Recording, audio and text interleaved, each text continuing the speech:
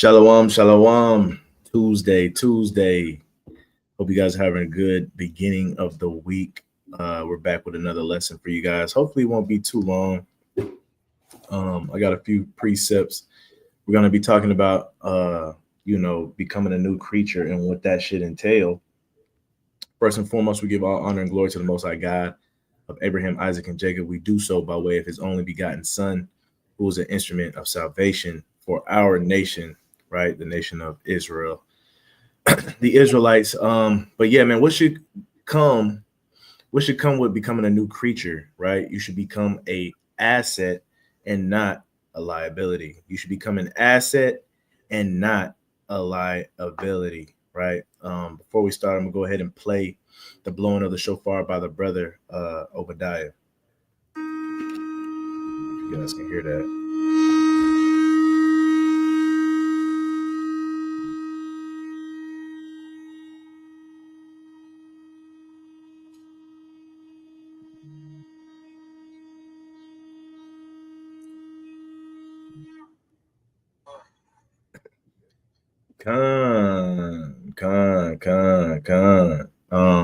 This is off script, man, but what I'm gonna do is I'm gonna get a couple definitions really quick, man, right before we get into the precepts. Share screen, window tab. Where is it at? Boom.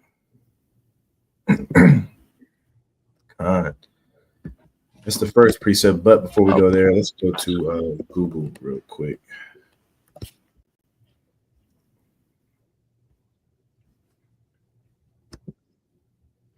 All righty.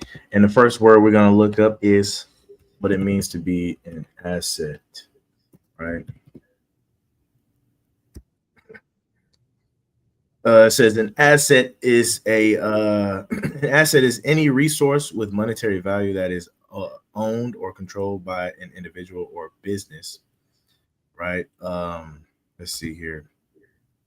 It can be a physical item like a building, a financial one like stocks, or an intangible one like a patent, and it can be used to produce income, reduce expenses, or increase value.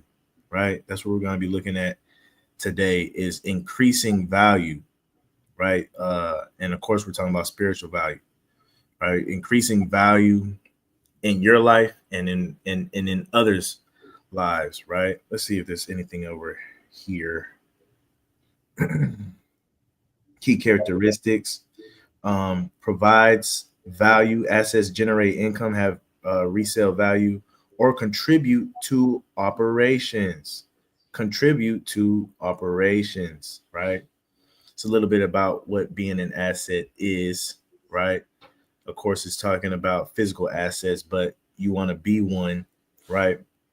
As it relates to the truth. Let's go to what a liability is. Salakia 2 on that definition, it said to produce income, I think it says. And we can see that as spiritual, right? You producing, spiritual income. Also, it said to reduce, what did it just say? Reduce expenses. So spiritually, you're reducing expenses by what? You're reducing the labor, right? Taking some of the workload off of, somebody else, right? You're reducing stress. You're reducing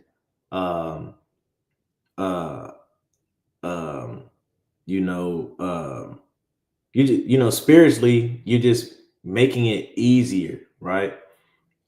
So becoming a spiritual asset, you really are taking on a lot, right? And you're embodying the whole definition, right? The whole definition of what an asset is, because you got to look at things from a spiritual lens, man. And that's what we do these videos for, is to show y'all the spiritual aspect of things that we know in the physical. Man. Nonetheless, this is what a liability means by definition, right? To be a liability is a disadvantage, right? Disadvantage. Liability can also describe a person or thing that is a burden or a disadvantage, right? I like the example. We're going to bring this example up later on in the video. It's talking about a person who is injured and can no longer contribute to a sports team, right? Would be a liability, right? We cannot use you no more. You become a liability, right? With that being said, let's jump straight into some of these scriptures. The first one I got here is Joshua 1:8. It's the book of Joshua, chapter 1 and verse 8. This book of the law shall not depart out of thy mouth, but thou shalt meditate therein day and night, that thou mayest observe to do according to all that is written therein. For then thou shalt make thy way prosperous, and then thou shalt have good success. Come on, man. When you come into this truth, man, and you become a new creature and you're changing your life, you're walking in the newness of life, and you're claiming to be a representative of this book, the book of the law, as it states, right? This Bible. One thing that you were required to do when you embark on that journey is to what? Where right here it says, shall meditate therein day and night. You should be doing this, right? And when you do this, you should be seeing the fruits of that. What are the fruits of that? Let's go further down right here. It says, for then thou shalt make thy ways prosperous, and then shalt thou have good success, right? Applying the principles of the Bible should manifest in all of our lives, right? Physically, spiritually, emotionally, right? Within our relationships, within our careers, our jobs, right? Within our part-time things like gardens and stuff like that, right? When we apply the principles of the Bible, it should make us prosperous, and then we should find good success in everything that we do, right? Of course, there's going to be some shortcomings here and there, but ultimately, you should find good success in whatever you set out to do. Even when you bring up the disciples and the apostles, right? You might see how much they were persecuted, but a lot of times they was jumping for joy when they got persecuted because they still found good success. And why? Because they were changing people's lives, and that's what they set out to do, right? Anything that you set out to do, you should find purpose and make you prosperous in what you're doing, and you should also succeed in what you're doing, and you shouldn't expect anything less other than success, right? Let's go to the book of Proverbs really quick. Proverbs 22 and verse 29, right? And that's what it means to become an asset, partly, right? Is that you become prosperous, not to yourself first, but into others around you, and you become a success to yourself and to others around you as well. Proverbs 22 and 29. Proverbs 22 and 29. Seest thou a man diligent in his business? He shall stand before kings. He shall not stand before mean men. Right, man. Once you grab a hold of this book, the book of the law, and you meditate, you should understand that everything that you set your hand to, you should be diligent in doing, right? Of course, when it comes to this, especially when it comes to this word, when it comes to this truth, pushing this truth, going to the lost sheep, we should be diligent in that every single day. We should be trying to build ourselves up in knowledge and in spirit every single day. If you're not doing that, right, I'm encouraging you to look into the mirror and get with the program, right?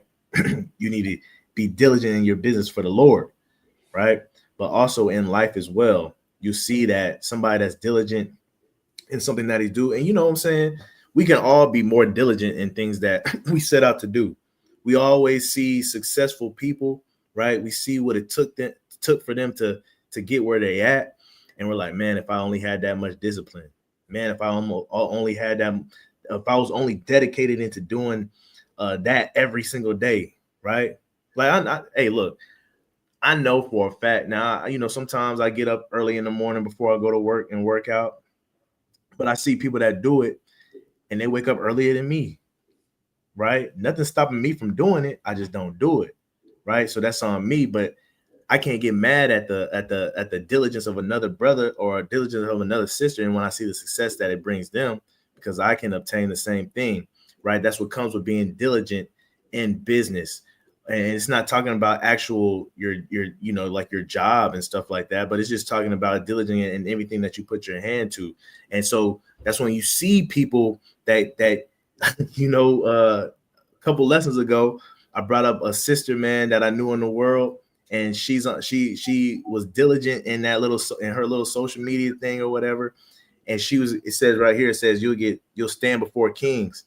Somebody saw her video, right? And it got all the way to Jennifer Hudson. Next thing you know, she's on the stage with Jennifer Hudson, and I forgot there was several other people that was big name people on there on that stage, right? Because she's diligent in what she does. She don't take a day off. You know what I'm saying? Now, of course, when I say don't take a day off, y'all know we keep the Sabbath, but you understand what I'm saying. And so when you're diligent in your business and you handling yours, man, you serious about it, it's going to put you in good positions. And when you're put in good positions, you become an asset, right? Not only for yourself, but for others as well. If not, what's the latter end of this say? He shall not stand before mean men, right? A lot of us find ourselves in a position where we're standing before mean men. What can this look like? Back when we were little, we always used to be looking at the kids that got in trouble a lot, right?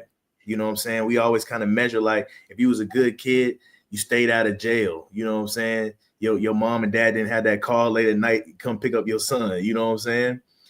The mean men would look like those police officers. Mean men look like those that always got to put you in your place, always got to reprimand you, or always got to give you a judgment, right? They're looked at as mean men.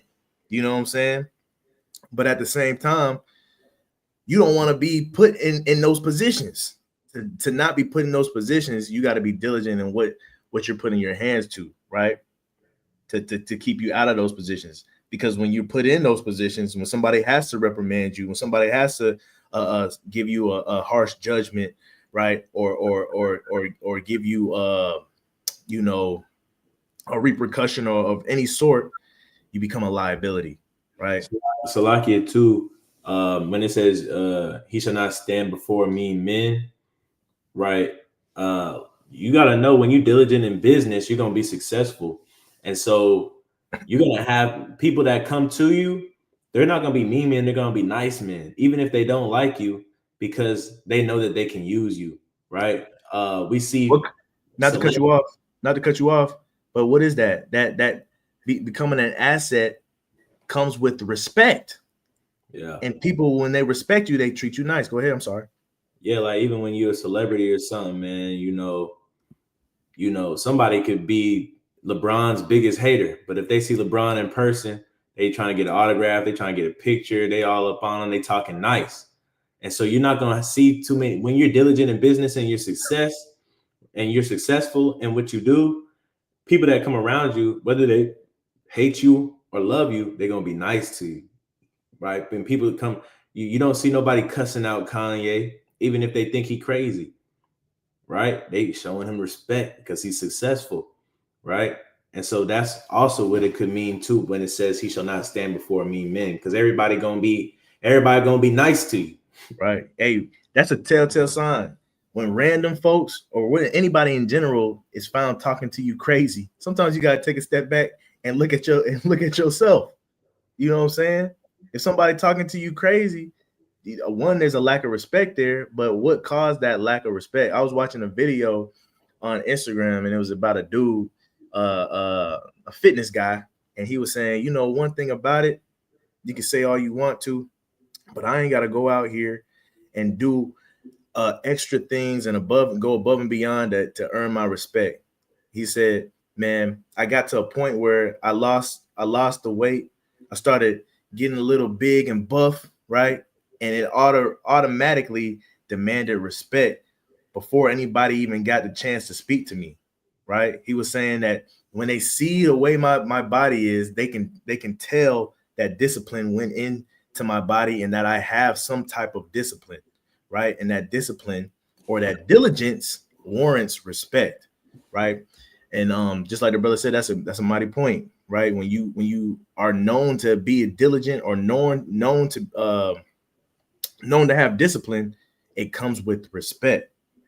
It comes with respect. And sometimes, man, we think we're an asset when we're really not. And sometimes we got to step back and examine ourselves, get right. Because I tell you this, man, the fruits of the spirits will manifest. The fruits of what you're doing will manifest, and people will respect you and treat you nice based off of the countenance that you have, based off of your rapport, based off of your diligence. Point blank, period. Right. Let's go to the book of Matthew. Matthew chapter 14, and we're gonna read 15, 14 through 16. Con. This is Matthew chapter 5 verse 14. Ye are the light of the world. A city that is set on a hill cannot be hid. Neither do men light a candle and put it under a bushel, but on a candlestick, and it giveth light unto all that are in the house. Let your light so shine before men that they may see your good works and glorify your Father which is in heaven. Right, man. I bring this up to say, as coming into this truth, you want to be an asset so much that other people look onto you, right? And your light is shining and they can see it, right? Just like the example I gave just now, right? That brother's light was his body to let people know that, oh, this brother has discipline. For us in this truth, it should be a several things, right? You know, physical is on the latter end. First, they should see the fruits of the spirit in us. You see what I'm saying? Right? And that should make you an asset off rip, is obtaining the fruits of the spirit. Then you apply the wisdom that's in the Bible, all the wisdom that we see throughout Proverbs, Ecclesiasticus, Psalms, right? Wisdom of Solomon, all the apostles, all the letters, all the epistles, all the wisdom we see in that. We're supposed to take heed of that stuff, man, and apply it to our life. And I guarantee you it would make us better people. The brother Obadiah always says that the Bible stands for basic instructions before leaving earth, right? These are our basic instructions, man. If we go by the book, there's no way we can fail. Whether that's individually, whether that's as a whole, or just generally in general, right? If anybody goes by the book, you cannot fail in life, right? What a lot of us fail to realize and a lot of us fail to admit is that sometimes we veer away from the principles in the book and we want to do our own thing. And that's where it comes into play, where we start making our own selves a liability, and we cannot become a liability, right? Let's go to the book of Acts real quick. I'm going to give an example of what it means to be an asset and for people to look at you as an asset. So we're going to go to Acts, but make no mistake, we are going to Deuteronomy 4 and 6 as well, right? Just in case a brother had that in mind. But we're going to go to Acts 8 and 18. I think we're going to start at 18. We'll start at 18 and then we'll go to 19. This is the book of Acts, chapter 8, starting at verse 18. It reads, and when Simon saw that through laying on the apostles' hands, the Holy Ghost was given, he offered them money, saying, give me also this power, that on whomsoever I lay hands, he may receive the Holy Ghost. Man, we should be such an asset. People are willing to pay for whatever it is we got. You see what I'm saying? People are willing to do whatever it takes to get what we got, the peace that we got, the wisdom that we got, the joy that we got, right? And then when you even when you get all that, everything else will align. The finances that you got, right? The strength that you got. How many people, man, I know even me, I fall victim to it. You know what I'm saying? When I wanted to get back in shape, I was constantly searching the quickest way to get back in shape, right? And I was just like Simon right here, and I was trying to pay for the easy route, right? Not noticing, just like Simon, not noticing the diligence that it took for all of these disciples to obtain these powers, right? The faith that it took for them to obtain these powers, the patience it took to learn how to obtain these powers, right? Just an example. Another example, let's go to Deuteronomy 4, right? The classic.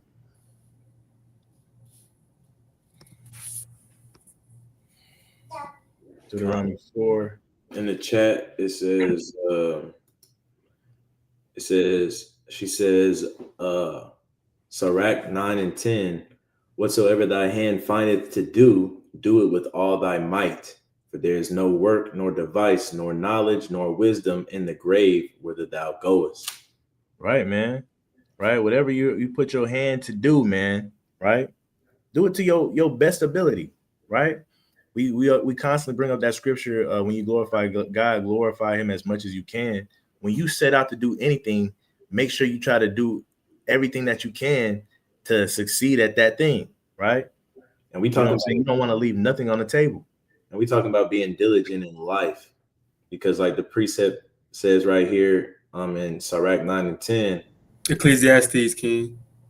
Oh, Salakia. Ecclesiastes 9 and 10. Ecclesiastes 9 and 10. Like it says here in Ecclesiastes 9 and 10, I think I thought it was Sirach because it looked like it. And also, like, it sounded like something that wouldn't be, I don't know. It sounded like something that would be in the Apocrypha. But we saying being diligent in everything you do in life, because after life, man, once you rest, and that's it. You know what I'm saying? You can't go back and do that thing that you once wanted to do.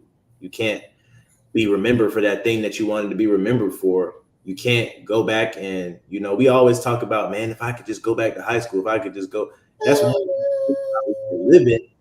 But when you're gone, it's over with. Your life is over with, man. So Right. You do whatever you got to do while you're still here. I watched the video, man, and that a dude was saying that one of his role models told him this. He said, man, no matter where you at in life, right, pause it for a moment and pretend that you're on your deathbed. And as you're on your deathbed, is there anything that you wish you could have done, anything that was in your power that you could have done or you could have started, right? If so, man, it's time to get busy. You know what I'm saying? Because your deathbed could be tomorrow. You never know, right? What do you want to get accomplished? What have you said that you were going to accomplish that you haven't started on or that you're not being diligent in? You see what I'm saying? Right. And that comes with being an asset as well, right? Not being slothful, not putting things off day to day, right? Hoping for tomorrow, not procrastinating. This is Book of Deuteronomy chapter 4 and 6, though. Deuteronomy chapter. It's my turn. No, it's my turn. Okay. Book of Deuteronomy chapter 4 and verse 6. Keep therefore and do them, for this is your wisdom and your understanding in the sight of the nations, which shall hear all these statutes and say, surely this great nation is a wise and understanding people. Right. When you become an asset in this truth, man, your whole life, people should look at not just when you teach the Bible, your whole life, your character, right? The characteristics about you, people should look at you and say, surely this is a wise and surely this is a great nation. This is a great person. He's wise and understanding. This person has some understanding. He got his wits about him, or she, you know what I'm saying? This is what people should say when they meet the Israelites, when they meet an Israelite. And, unfortunately, that's really not the case as we speak as the Israelites as a whole, right? We get a bad rap, and a lot of that is because it's on us. Now, I know there's a element of it that's supposed to stick, that, but ultimately in your day-to-day lives, people should look at you, gravitate towards you, right? Not only that, they should notice, hey, this brother, this sister, is something about them. I think I'm gonna keep them around because it seemed like guys in the neighborhood when they close to me. You know what I'm saying? Everybody should always feel like God is in the neighborhood when they know you, right? They should feel like, man, if they could touch the hem of your garment, right? And I say that in the least disrespectful way, least blasphemous way as possible. You know what I'm saying? But they should be saying that, man. If I could touch the hem of your garment, hey, bro, can I pay a little bit for you to put me on? That's how people should be looking at you, and you gotta be looking at it like, hey, look, bro, this is hard work, dedication, and knowing my Father that's in heaven. You know what I'm saying? I can't help you, right? But you can get it for yourself. I can lead you there. Go ahead. Salakia too, man. I believe it's in the Apocrypha, Sirach, I believe. But it says to wear out the doorsteps, of a wise man, paraphrasing, right? In that aspect, it's the same with you. People should want to be around you. Brothers and sisters should be like, when I'm around this person, my life seems to go up. When I'm around this person, I'm in good spirits. You should want people to want to be around you, right? That's how your reputation, your character, your spirit should be, right? And all that comes with being diligent and consistent internally first, right? The things you do in secret, the fasts, the prayers, the self-restraint, the charity, the things you do in secret are gonna show on your countenance and your spirit, right? You'll start noticing brothers when they see you, they smiling. They smile when they see you, right? We got it's a brother that, whenever we see him and whenever he see us, he's smiling, brother E-Man, right? You could tell from a brother's countenance and the brother's spirit that their spirit connects with you, and it's a safe spirit to be around, and you're gonna either get edified or you're going to pick up some type of knowledge, or you might even benefit monetarily too, right? But you want to be that brother or that sister to where when people come around you, right, they want to come around you. They can't wait to be around you, right? And this is what you see a lot of times with great men when you see organizations such as churches, teams, congregations or camps, whatever you may have, right? You may see coaches. It's a player that says, I just got to be a player for that coach because they know, that coach gets results. And if I'm just next to him, if I'm around him, right, from the same concept of what Denal just said of touch the hem of his garment, if I could just get next to him, I know I'll be blessed too. So that's the type of spirit you want to have that is contagious, that blesses other people around you. And I will say this too, man, for because what the brother said is very, very important and is very key. And that's not just with sports teams, that's with anything in life, any organization or group, right? So when you come into this truth, I would say, man, for people that's trying to go out on the highways on the elementary level just to win people to be Israelites, right? You got to be able to be an asset so they can look at your life and be like, dang, is being an Israelite gonna up my life or is it gonna decrease my life? Because being honest, if they look at us and they be like, man, so you telling me if I become an Israelite, my life gonna turn to hell? It's gonna propel a lot of people away, right? But there's promises and stuff that the Bible say that we are to receive, right? If we stay diligent. And I'll say this before the brother Obadiah goes, right? Even for the brothers and sisters that are in smaller organizations or smaller congregations, right? We understand that it ain't about numbers. But for certain things, numbers do help when it comes to the financial things that you have to get done in your group. When it comes to help and advice and reproof, when it comes to fellowship and stuff like that. But in order to do that, you got to be an asset. And a lot of times, you see this is the reason why people join other camps and other congregations, because they see how blessed or how of an asset this leader is or this teacher is, and they, like the brother was saying, they want to be able to be a part of something like that. I got to be under that coach. I got to play for that coach. So take a look at yourself and see and say, am I being an asset for the Lord and my organization? Right? Making other people look at me, at us, like they want to be a part of what we have going on. If not, you got to kind of change what you're doing, right? In order to be an asset, in order to be a light on the hill to attract people. A lot of times you don't have to go out and recruit nobody. They'll come to you. You see what I'm saying? Like the brother was saying, even with coaching, you have brothers that want to go play for Coach Calipari, right? Now, Coach Calipari, he does recruiting, but it's made easier when you knock on a young man's door and he tell you, man, I've been waiting for you to come, man. There's a lot of schools that want me, but I've been waiting for you though, right? It's different when that's not really even recruiting at that point, right? That's the pick of the litter. You know what I'm saying? You know what I'm saying? So that's what you want to be. You want to be an asset, right? Sorry for being long with it, Brother Obadiah. You can go ahead. Yeah, man. I think also too, we definitely got to do more of all like the brother Denal said. It's a lot to talk about in the scriptures. We got blessings. You know, we got when you read Romans 9:3-4, the covenants, the promises, all of that was given to us. And we need to talk more about that to our people that's not in the knowledge to trigger them to be like, okay, I want to look more into this. A lot of times we get used to talking about the curses, which is not wrong with the curses. You know, the curses are very important when you're teaching, because that shows that we are the people of the book.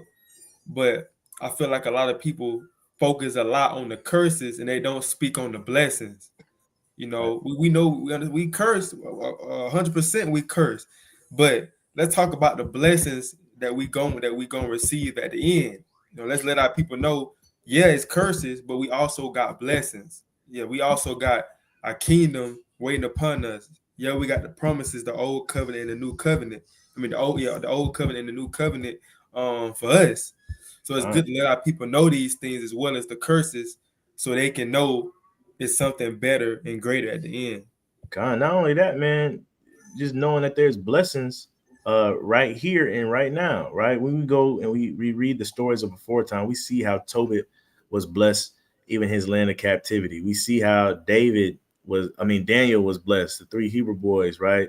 We see how a lot of these prophets were blessed. We see how Joseph was blessed in their lands of captivity, right?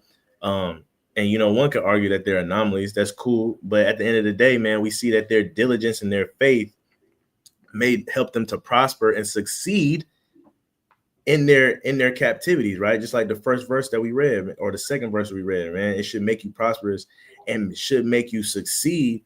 And whenever and wherever you are, right? And there's scriptures about the promises about how he promises to bring us to an expected end, and how he promised to, pretty much help us prosper and things like that. And we got to be able to tap into those, man. And because one thing that keeps us from that is that defeated mentality, like the brother Obadiah says, man. We harp a lot on the curses and bad things and persecution, not realizing that there's a perfect balance to everything and that we can reap good things. We can reap good things. Go ahead. The con too, man. Like you said, like kind of like I said, but on another note, the fruits of the spirit, man. The fruits of the spirit should be contagious, right? A lot of times people join organizations and join other men or join other women or join whatever group because they see a certain spirit there, right? The fruits of the spirit, a lot of people, they emphasize a lot of fruits of the spirit and how we should treat each other, but also in the fruits of the spirit is love and joy and peace, right? You should have a sense of joy about you, right? Even when we talk about the curses all the time to people that don't know the knowledge yet, right? It could come off that we're mad all the time. The Israelites are always mad. I don't want to be around them. I don't want to be mad all the time. That's not peaceful. My spirit doesn't sup with that. Right. You gotta also be able to be it, because think about it. We're talking about the blessings, right? And we talking about people see blessings and they're attracted, but also people, even if you don't have those blessings yet, right? You don't have that house you want yet. You don't have that garden you want yet that was promised to you. The way you carry yourself, right, also determines if people want to cling to you, right? There's been times where we go to camp and it might be somebody, yeah, man, I usually don't stop for no Bible stuff, but I like y'all spirit, y'all, and y'all seem like y'all having a good day. Y'all brothers is funny. Y'all brothers seem cool, right? And that's men and women. And so just having a good spirit could be contagious to where people want to be around you, right?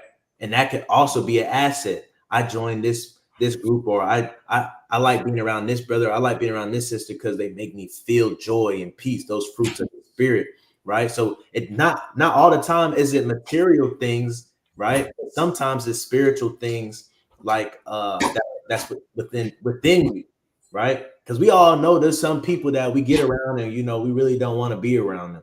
We really barely want you know what I'm talking about. It's people that you uneasy around, right? You don't feel yourself, you don't feel comfortable, you ready to leave, right? If somebody leaves the conversation, it's just you and that person, you kind of feel like we all know one or two people in our lives like that. You don't want to be that person. You want to be the complete opposite. You want to be described like King David was when they were trying to find a king. Oh, it's a shepherd boy named David. He's favored by God. He does this. He does that. He does this. His spirit is this. His countenance is this. Right? You want to be that person, Pecan. Come, man. And that's why a lot of other things other than this truth are successful, is because a lot of people, that's the first thing that they push in Christianity. First thing they push is really peace, right? And they focus on prosperity too much, but peace. The Nation of Islam, or just Muslims in general, they focus on pushing peace out there to the forefront of the masses, right? To let people know that their organization is representing peace, right? When you go to Hinduism, all these things, man, at the forefront of their ministry is peace and joy, right? And then when you get to the Israelite is, the Lord didn't come to bring peace, brother. You know what I'm saying?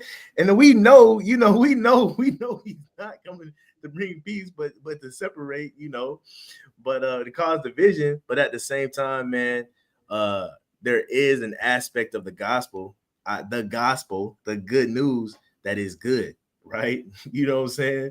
And we got to focus more on that too.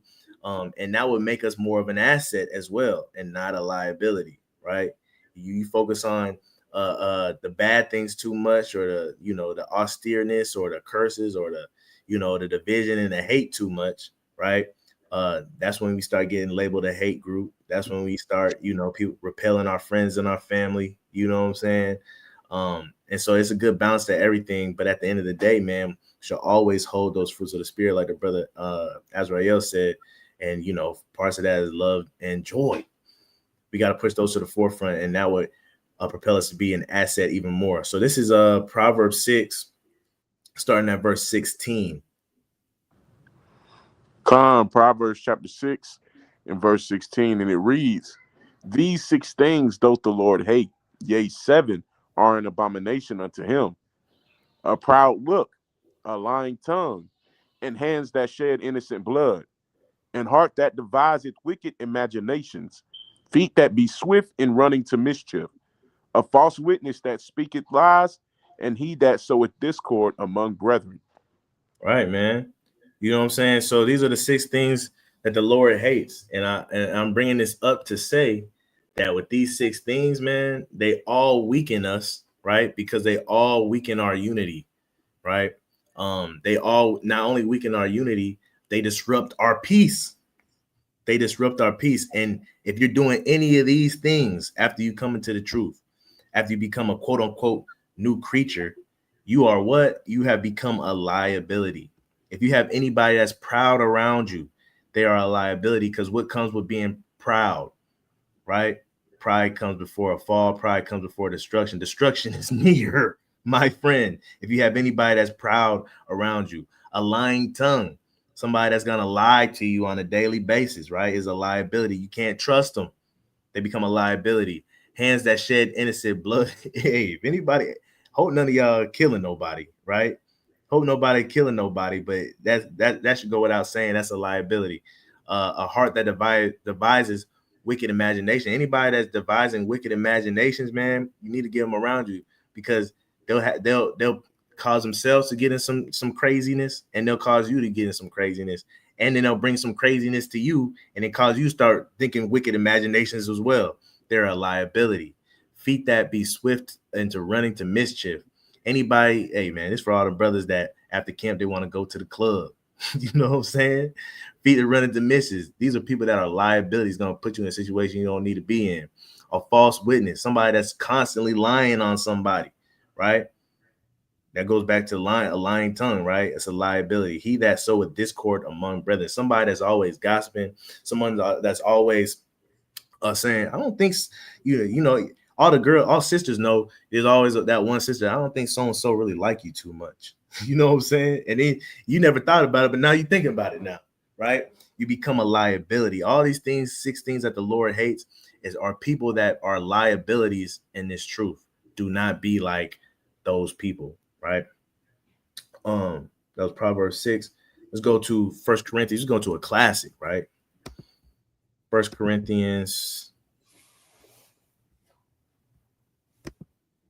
15 and 33, right? If I can have somebody read that. The book of 1 Corinthians chapter 15 and 33. Be not deceived. Evil communications corrupt good manners. If you're in relation to anybody, right, that has evil communication, or that is evil, right, i.e. a liability, be not deceived. They're going to corrupt your good manners, right? They're going to corrupt your good manners, right? And that's why sometimes we got to limit, some the people that we hang out with in the world. A lot of people cool. I was thinking, man, there's a guy, right, that I won't say his name or anything like that, but real cool dude, real genuine dude. He's just not in the truth. The brother owns a couple horses, right? You go horseback riding with him, you know what I'm saying? But the brother's not in the truth. And I was thinking the other day, man, I was like, because our relationship has kind of fell to the wayside, because a lot of things that he wanted to do with his little horse ranch and all that stuff, he wanted us to be a part of, but we couldn't do it because everything he wanted to do was on Saturday. You know what I'm saying? We kept trying to tell the brother, hey, bro, just if you want to support, you know what I'm saying, just have it on Sunday. And he just wasn't in his spirit to do that. So our relationship kind of grew far apart. I don't know if he thinks that we were bad friends or we weren't supporting him or whatever. I know no love has lost for real, but we have grown apart a little bit. And I told myself, hey man, if that's what it takes, that's what it takes. Because at the end of the day, evil communications are gonna corrupt your good manners, right? Before you know it, you're gonna start caving in to evildoers. They're not gonna start caving into your good manners. You're gonna start caving into evildoers. Now, I'm not at camp no more because I'm helping bro throw a trail ride on Saturday, right? And instead of reading the Bible, I'm sitting back trying to learn, a little step. You know what I'm saying? A little line dance. That's how it happens, man. So we gotta limit ourselves about who the people that we hang out with. You know what I'm saying? Because that can make us a liability too when we hang out with liabilities. You hang out with liabilities, you gonna become a liability. As simple as that, right? Let's go to the Apocrypha. Birds of a feather flock together. Come on, man. Let's go to the Apocrypha. We're gonna go to the book of Sirach and verse, chapter 40 and 28. 40 and 28. Right. We're gonna read through 30. Who's it on, brother Obadiah? Verse 28. Hey, my son, lead not a. Did something just happened, or was that my computer? Yeah, you back now. Okay. For better it is to die than to beg. Start from the top. Verse 28. My son, lead not a beggar's life. For better it is to die than to beg. Right. Keep reading. Going. The life of him that dependeth on another man's table is not to be counted for a life. For he polluteth himself with other men's meat. But a wise man, well nurtured will beware thereof. Right, man. So when we read this, it says not to live a beggar's life, for it's better to die than to beg. And a lot of people don't realize that at first because we getting what we want, right? But then you realize you don't really have nothing at all, right? That's why I say it's better to die than that. It says the life of him that dependeth on another man's table is not to be counted for a life. We went into this not too long ago. These are all my people that's, that's on government assistance. I know we all I know some of us need it, right? But this is why you are to become, when you come into this truth and you come to change your life, you are working to be off of government assistance, not to stay on it, right? It's good when you need it, but you are to work towards not depending on it, because that's becoming an asset. When you're depending on it, you're a liability. Why? Because you're depending on another man's table, the government's table, the government that you say you hate, right? You're dependent on it, right? And that's not counted for a life. Now, some of us have counted it for a life. Matter of fact, the most people that's on it are so-called white people, and they count it for a life too. From the government. So like, right? And it's a difference to be on it because you need it, and it's a difference to be on it because you want it, and it's a difference to be begging for it, right? And there's a difference between being on it and being on it to the point of your destruction, saying, now I can take a load off and I can go back to what I was doing, and expect to be on it for a while. Right, staying in your situation, right? That's what it means by in verse 30, begging is sweet in the mouth. You gonna get there? Oh, Salakia. We gonna get to verse 30, my guy. But Khan, man, you have people during the shutdown, or I'll say it like this: you got some people that get rejected for these assistance from the government. They get rejected and they go back and they go back, and that's them begging for assistance from the government, right? And you don't want to live that type of life, right? Because when you live that type of life, right, it's nothing to be proud of, right? It's nothing to be happy about. I'll say that. It's happy when you need it, you get approved, and it gets you it improves your situation. But in the long run of things, right, you don't want to be known for that. You don't want to be known for having to do that. You want to be known as a hard worker, somebody that's diligent, somebody that got their affairs in order, somebody that doesn't need to depend on the government. That's how you want to be known, right? And so even if you are in that environment now to where you're being assisted, right, you should be diligent in the fact that, I'm gonna prove to myself that we don't need it. I'm gonna prove to myself that I'm gonna prove to myself and to others that I might have been on it once before, but I worked myself off of it. I'm not asking for handouts. Come on, man. Right here, right? It says, but a wise man well nurtured will beware thereof.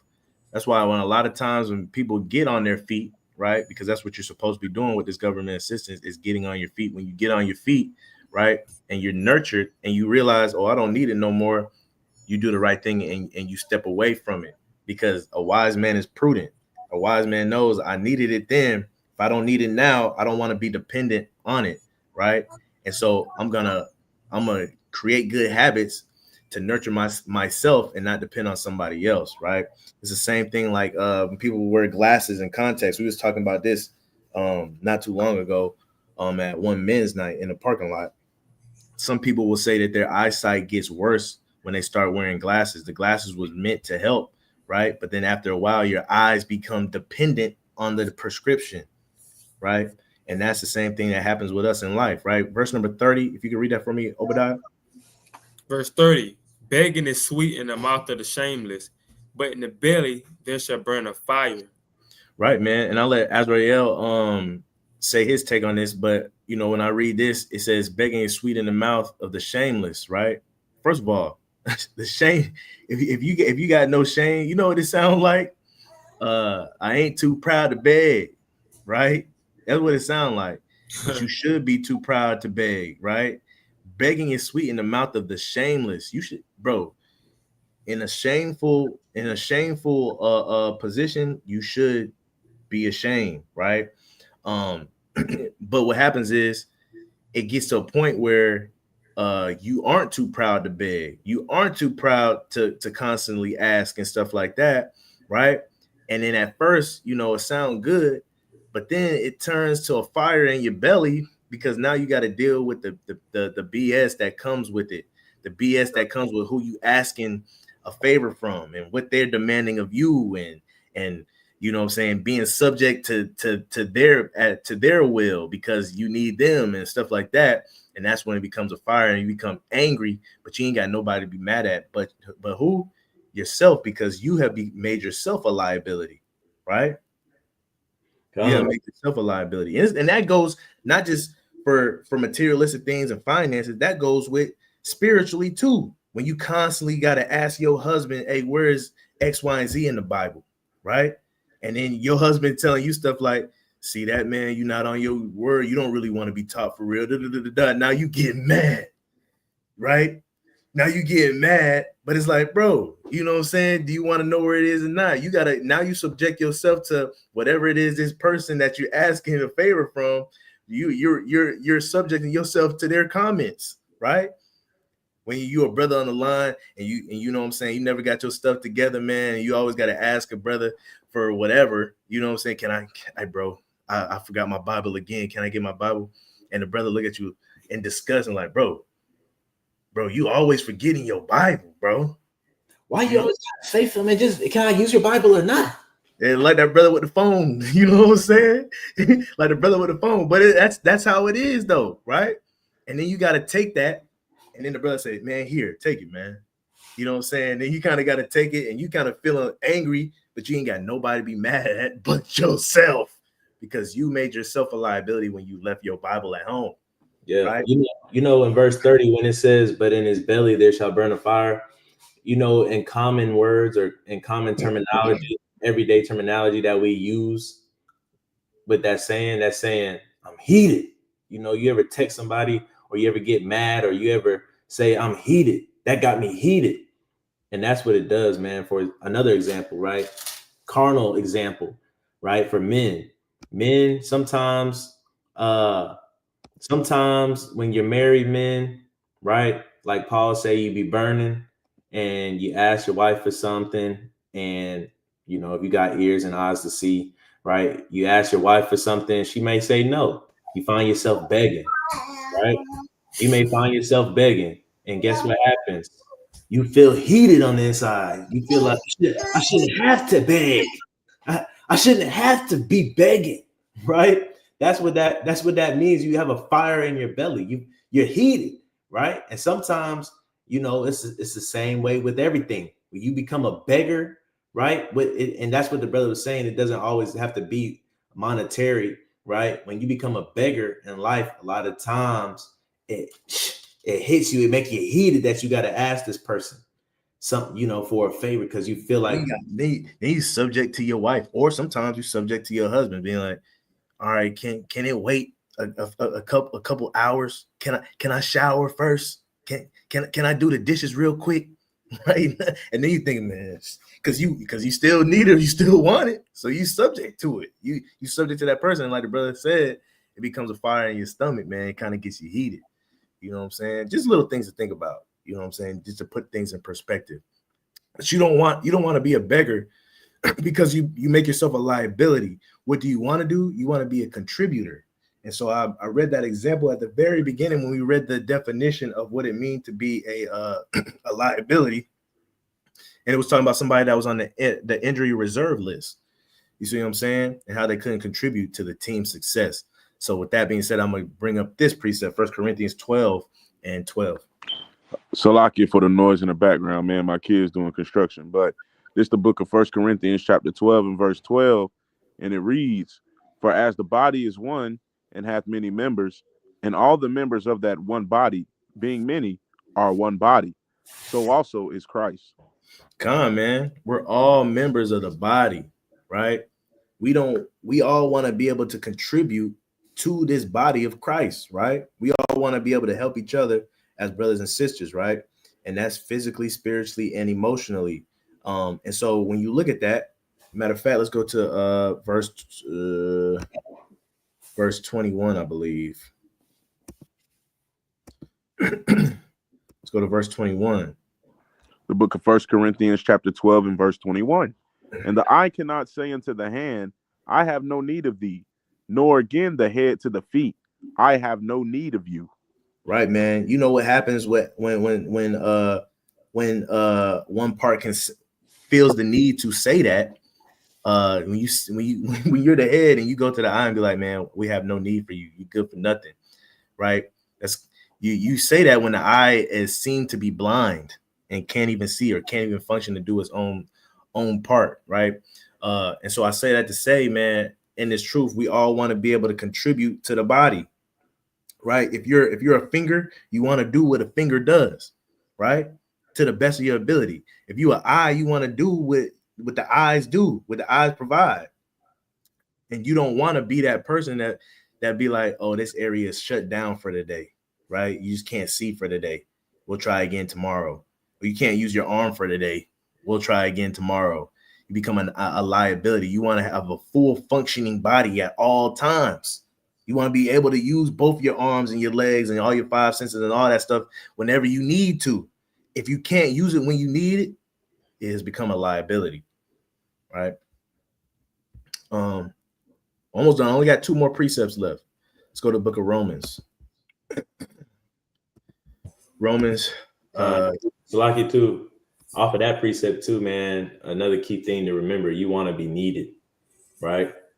When it says the eye cannot say to the hand, he doesn't need. Your vision and your touch go hand in hand. You see something that looks soft, right? With your eyes, you want to go touch it with your hands, right? So it's needed. Like your eyes know that it needs your hands.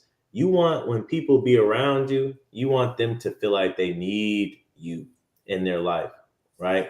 And that's only going to come from consistency and being diligent to where it affects your success in life. Come on, man. But Romans 12 and 11, not slothful in business, fervent in spirit, serving the Lord.